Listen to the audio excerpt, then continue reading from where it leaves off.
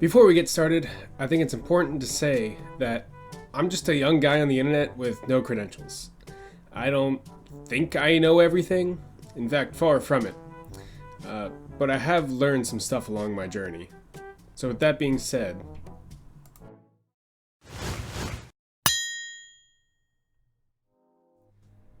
how's it going, ladies and gentlemen? My name is Dayne. Welcome to the video. So, today I want to talk about how to best, in my opinion, how to best approach achieving your goals. This can apply to fitness goals, and that's kind of how I'm going to steer the conversation here.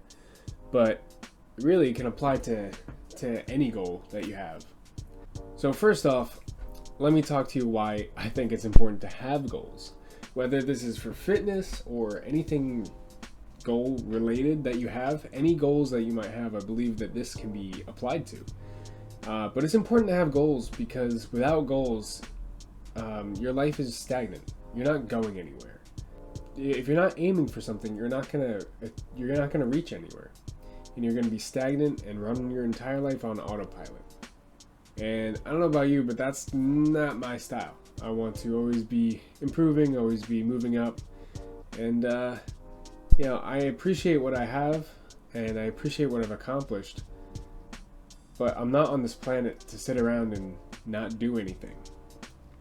So, with that in mind, I think it's really important to set goals for yourself, whether it's for fitness, for your career, for relationships, whatever it may be.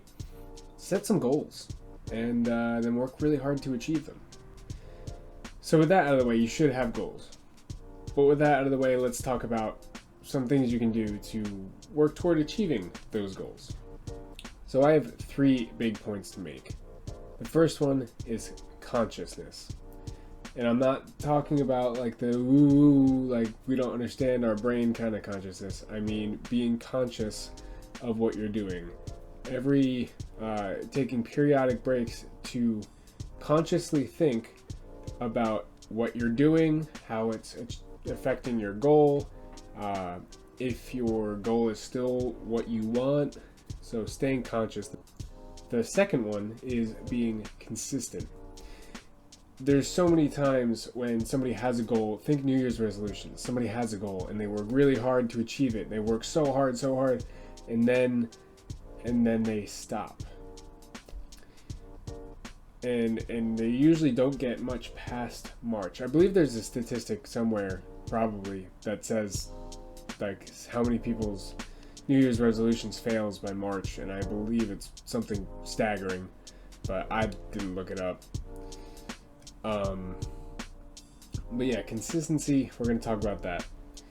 And curiosity, which I think is vastly underrated, and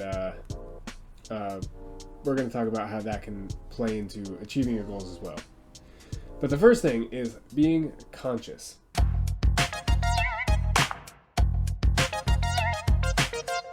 So the first thing is being conscious.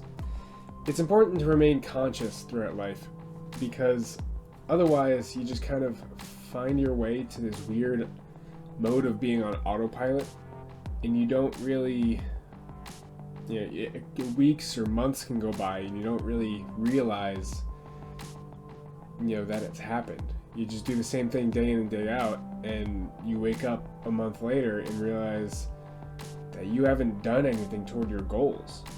And having a little bit of consciousness about your goals and about how you spend your time plays a long way in helping you achieve your goals.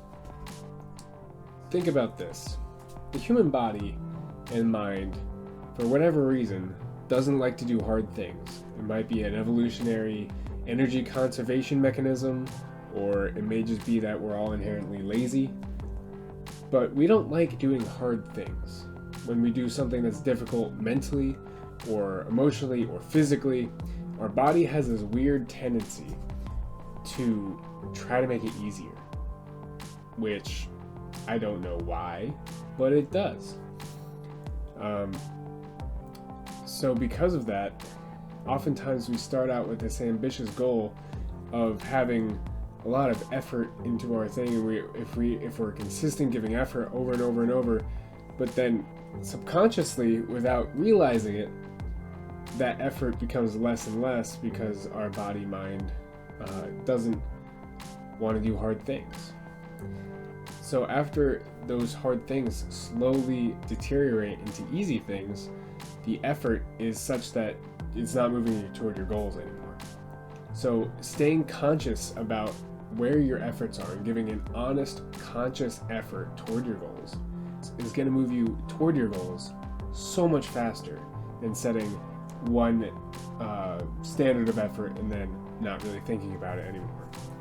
So maintaining a conscious and honest amount of effort is huge, and having those frequent conscious thoughts of, am I giving enough? Am I putting enough effort into this? Is what I'm putting effort toward getting me toward my goal? Are my goals still what I want? Should I change goals? So having this relatively frequent consciousness will help us get out of that rut of running on autopilot. And I think it's really important to have these self-audits from time to time, just to get us back on track and push us toward our goals.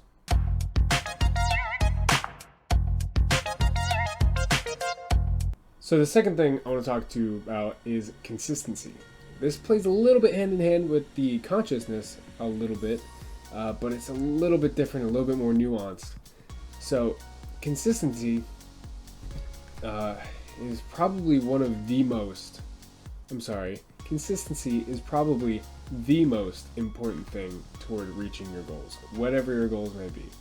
Aristotle once said, "We are what we repeatedly do." Excellence, then, is not an act, but a habit. And I think he hit the nail right on the head there, because consistency will beat intensity every time. You know, this is the whole tortoise and the hare thing. A lot of people think the tortoise and the hare, slow and steady wins the race. It's not the slow part. It's the steady part that wins the race. It's the fact that you don't stop.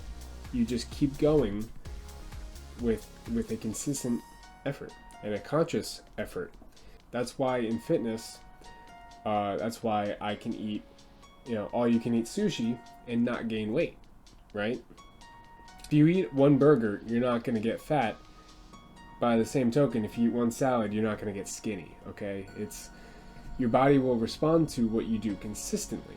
I implore you to apply this to your own goals. But if I were to suggest one thing for consistency, I would recommend getting a daily number of steps in. A lot of people don't really realize how good of an exercise of walking is. As long as you do it for like 10 to 15 minutes or more. I personally shoot for 10,000 steps a day, and I find it really gives you a solid baseline of physical activity, even if you are otherwise inactive. If you don't like running, if you don't like weightlifting, if you don't like whatever, find something that you do enjoy. That way you can remain consistent with it to a point where you'll actually see the benefits. Don't just go say you're gonna run a marathon and do it once and be like, okay, I'm done. It's much better to run a mile every day than run a marathon at once, okay?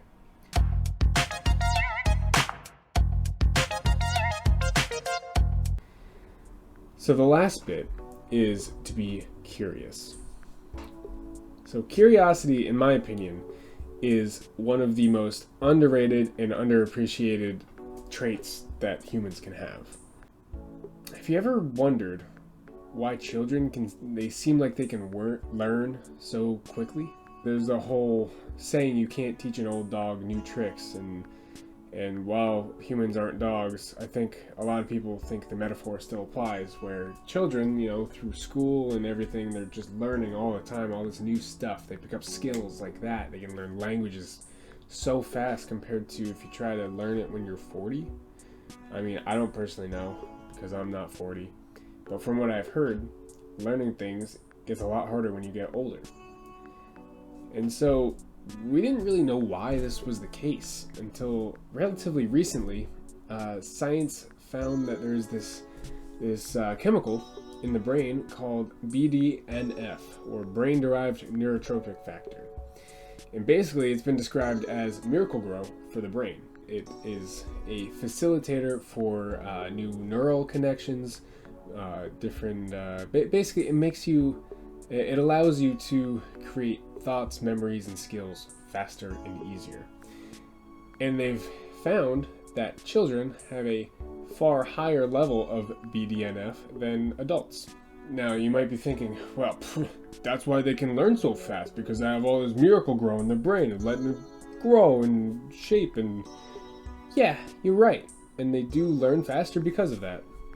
But science has also found that the very act of learning and acquiring new skills increases your level of BDNF. So it's this positive feedback loop that the more you learn and the more skills you gather, the easier it is for you to learn and gather new skills. So it brings the question, do children have higher levels of BDNF and that allows them to learn better? Or do they learn a lot, so then their levels of BDNF are therefore increased? Food for thought. So bringing this back to curiosity, I think it's vastly important to remain curious about anything in life, but specifically those things that will move you toward your goal. So in my case, I had some fitness goals, right? And I think everyone should have fitness goals. But I had fitness goals and I became voraciously curious about how to achieve those. So I was on forums, I read books, I watched YouTube videos, I tried to learn anything I could about the human body and how I could leverage that to achieve my goals. And not only did I learn how to get to my goals faster and easier, but I learned a whole lot of things that I wouldn't have known otherwise. And I applied the curiosity principle to everything in my life, whether it's something as simple as like how this pen works. I've taken this pen apart hundreds of times, maybe. Not that specific one, but that same brand. I buy the same pen. It's the whole thing. Anyway, I'm just trying to say that being curious is one of the most underrated and undervalued things in the world. And if I could impress to you anything, it would be these three main topics of being conscious about what you do, curious about how you're doing it, and consistent in doing it. If you apply these three things to any of your goals, I can almost guarantee you that you're going to see them to fruition. You're going to be able to redefine your goals to a standard that truly makes you feel fulfilled. Aristotle said that we are what we repeatedly do. I'm going to revise that a bit and say we are what we repeatedly think and do. Excellence, then, is not an act, but a conscious, consistent, and curious habit. Thanks for coming to my TED Talk. Now listen, guys, I'm just some goofball on the internet. You don't have to listen to me, but I urge you to get outside and be active. Find something that you enjoy so that you can be consistent with it. And become curious in the world of fitness, and you'll be amazed at what you can change in your lifestyle that won't be that big of a sacrifice, but you will find that you feel, and you'll feel so much better and happier and more energetic and just lighter. You'll feel better. And that's why when I say stay happy, stay healthy, I truly mean it, because I want you guys to get healthy. That way you can be more happy, and it's just a positive cycle that spirals you all the way up. So with that, be conscious, be consistent, be curious, stay happy, stay healthy. And I'll see you guys in the next one. Peace.